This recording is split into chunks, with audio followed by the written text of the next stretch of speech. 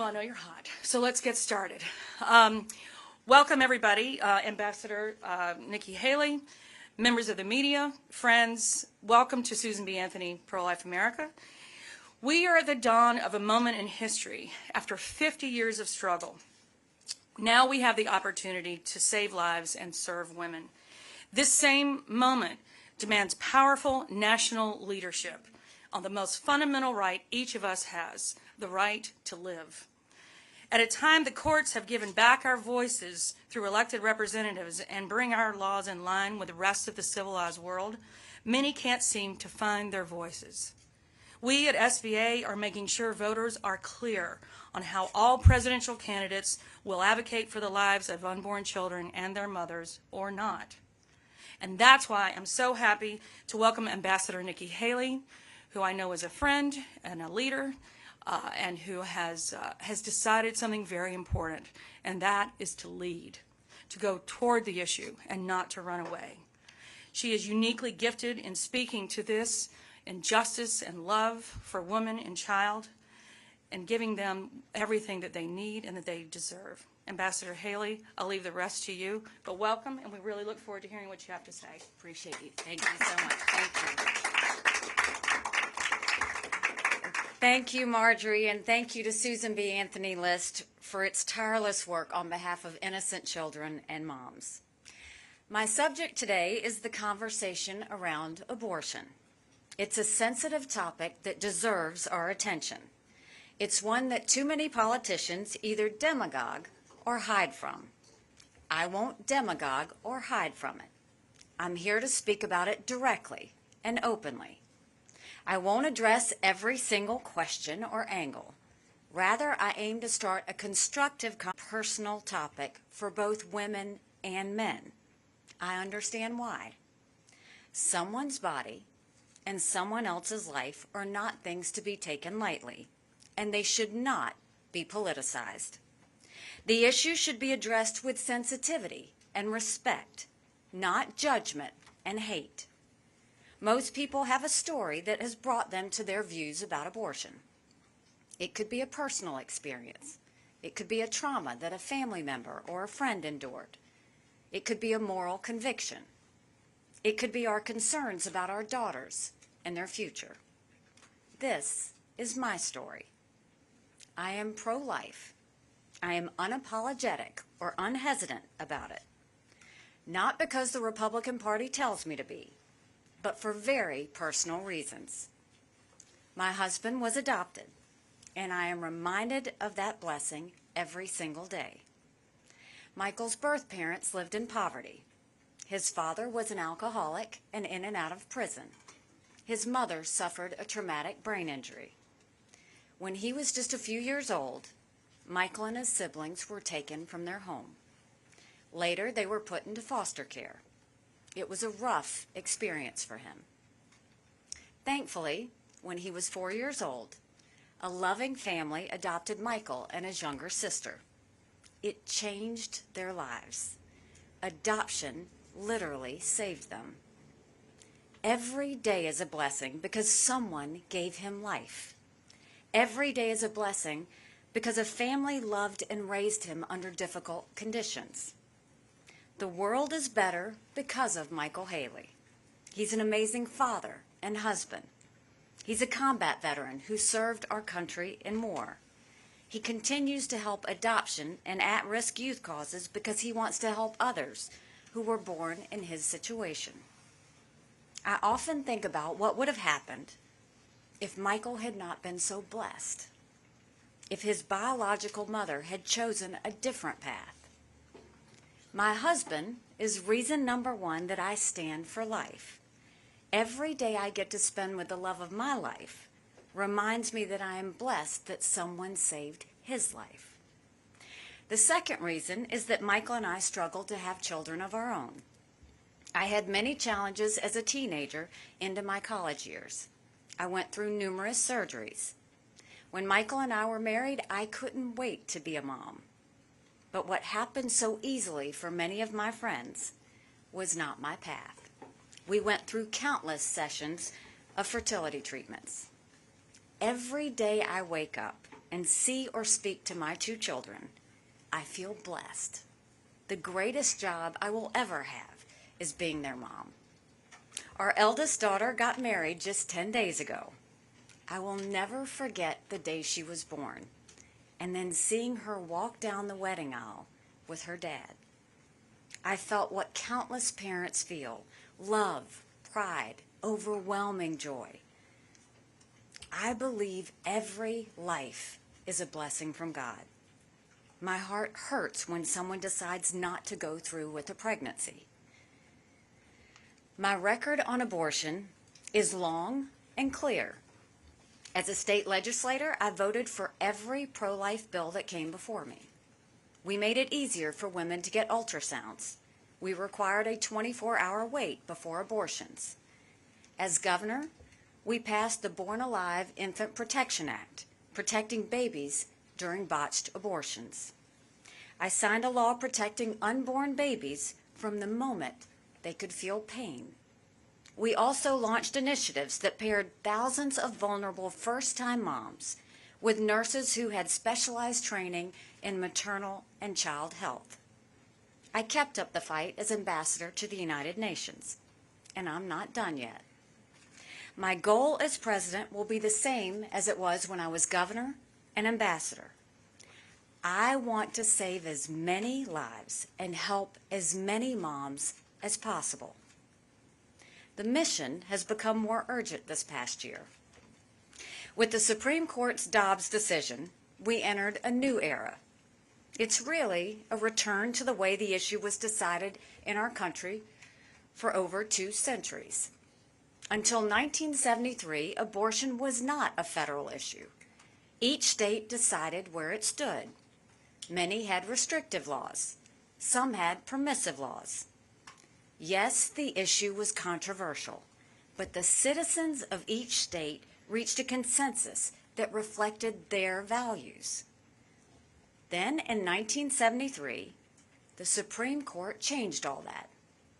It declared the entire nation must follow one standard, a standard not determined by the American people, but by unelected judges. And the standard was among the most liberal in the world. Overnight, 46 states saw their abortion laws completely thrown out. State-level consensus was replaced with a national mandate that much of the country found deeply offensive. Last year, the court returned the power to the American people. We are now free to forge consensus once again. In the past year, we've started to see what that looks like. Some states have passed laws protecting life. I commend them for that. Other states have doubled down on abortion. I wish that wasn't the case, but it is. Different people in different places are taking different paths. That's what the founders of our country envisioned. It's the reality of living in a democracy. But it's equally true that in a democracy, things can change tomorrow. Tomorrow can be a better day than today. And I believe we will make even more progress in the cause for life. That is the challenge we face as pro-life candidates, pro-life advocates, and to move America more toward life. I said I want to save as many babies and help as many moms as possible. That is my goal. To do that at the federal level, the next president must find national consensus. That might sound strange to many people.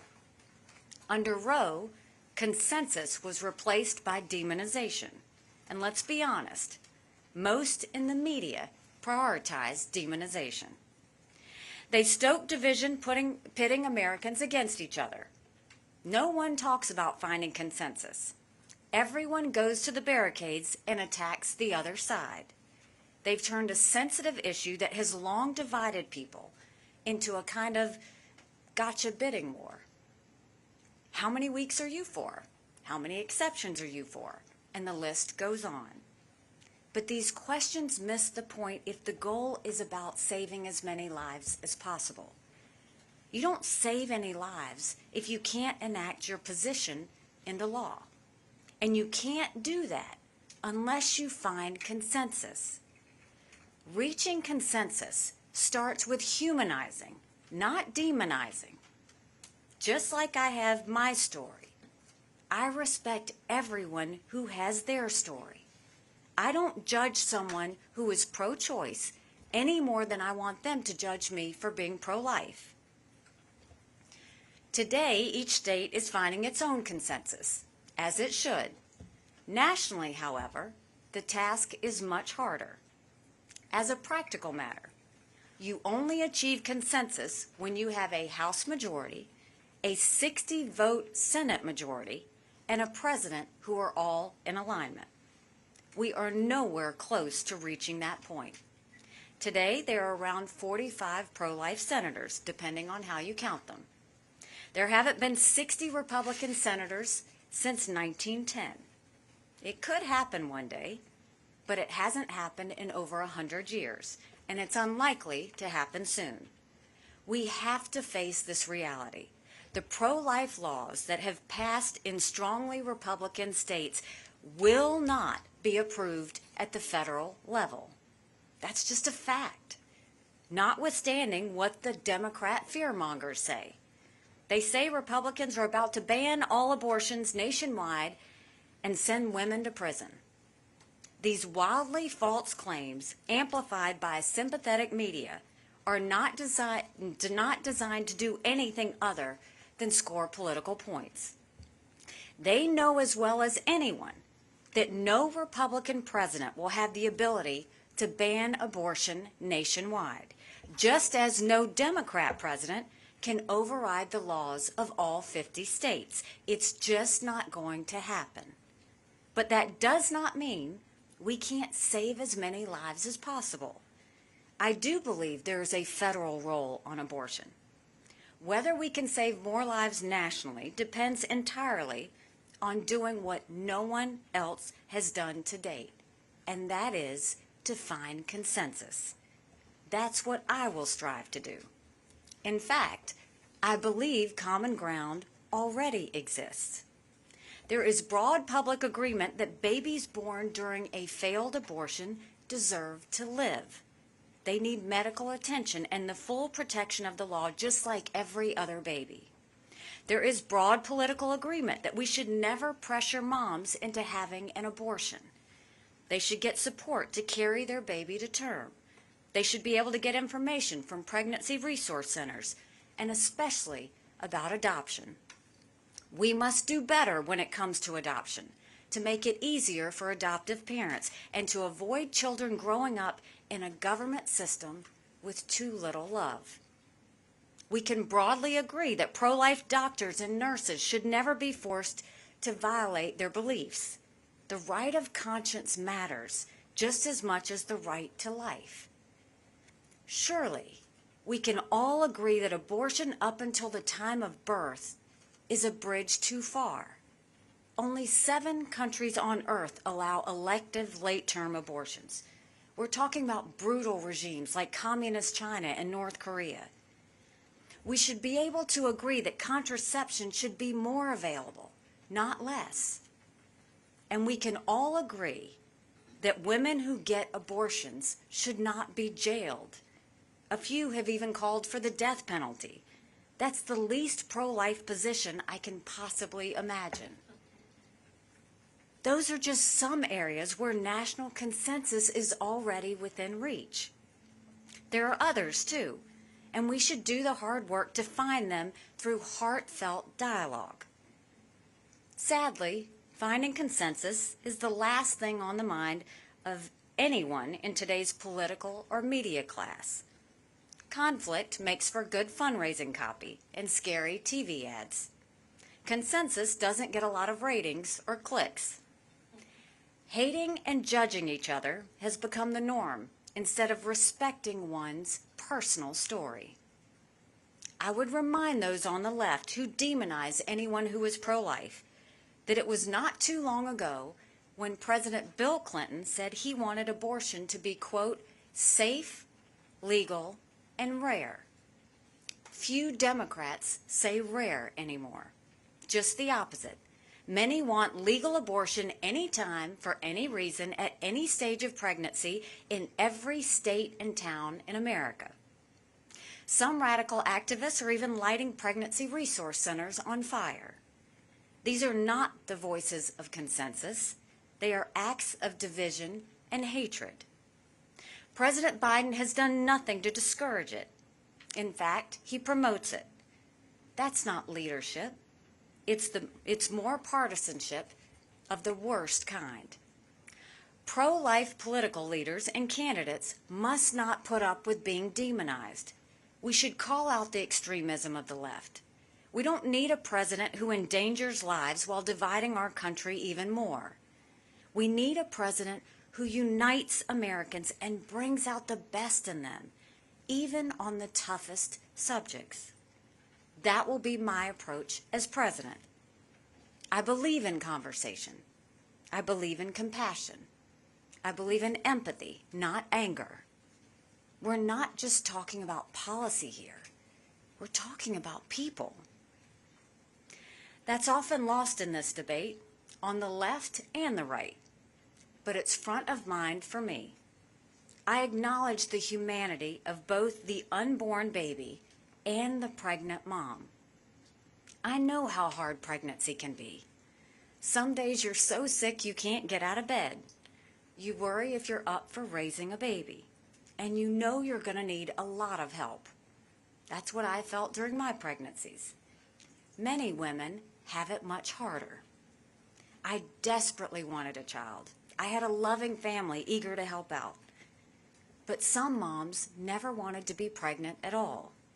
Some are single with no one to help and no idea on how to raise a baby while keeping a job. I had a friend who was raped. I know the anguish she went through worrying that she would have an unwanted pregnancy. It was an anguish I wouldn't wish on anyone. We can't ignore the fears those women face. I will never downplay these difficulties as I fight for life, and I won't demonize those who disagree with me. We can't give in to the outrage and accuse our opponents of being evil. That's self-defeating. If we want to protect more moms and save more babies, we need more Americans to join with us. We must persuade people to find consensus, not push them further away. I know we can do it. I've done it before. 8 years ago, when I was governor, I encountered the most difficult challenge of my life. A sick and twisted young man walked into Mother Emanuel Church in Charleston. He joined a Bible study of African Americans. He sat down and prayed with them for over an hour, and then he opened fire. He murdered 9 amazing souls. He openly said he did it because of the color of their skin. In the awful days that followed, photos emerged of the killer posing with the Confederate flag. Amid our grief, a massive debate broke out. It centered on the Confederate flag that flew on the grounds of the South Carolina State House. Our state had been bitterly divided on the flag for decades. On one side were those who wanted to tear it down.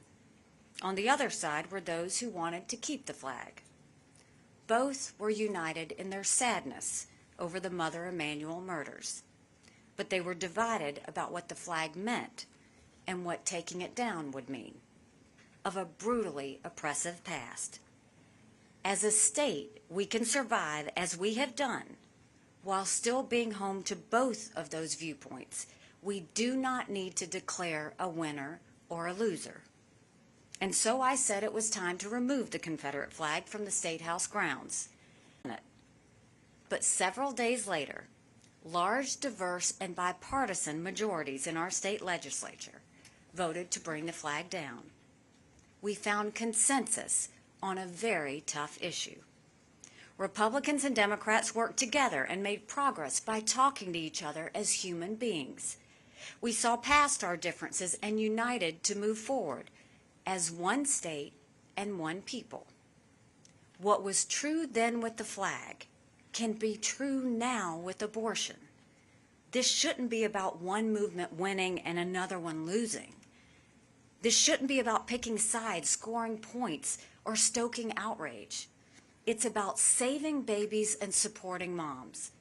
I'm fighting for all of them, and I will work with anyone to do that.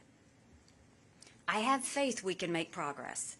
I have faith we can save more lives and give every baby, mother, and family the best shot at the best life. Our national history should give us hope. Time and again, the American people have confronted great wrongs and worked hard to convince their fellow citizens to make them right. Think back to the abolitionists. They spent the better part of a century striving to end our original sin of slavery. Think back to the suffragettes.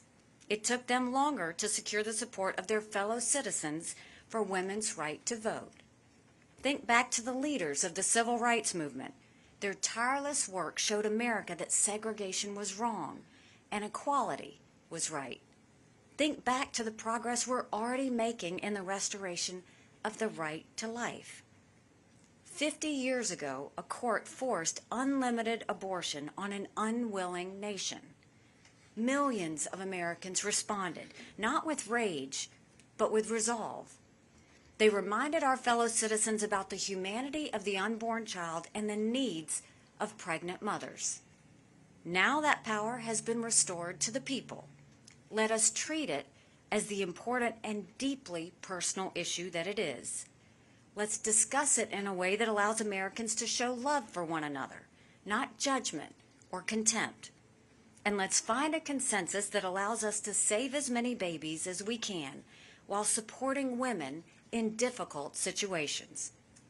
I'm ready for the hard work that lies ahead, and I'm confident we can move forward together toward our founding promise of life, liberty, and the pursuit of happiness for all.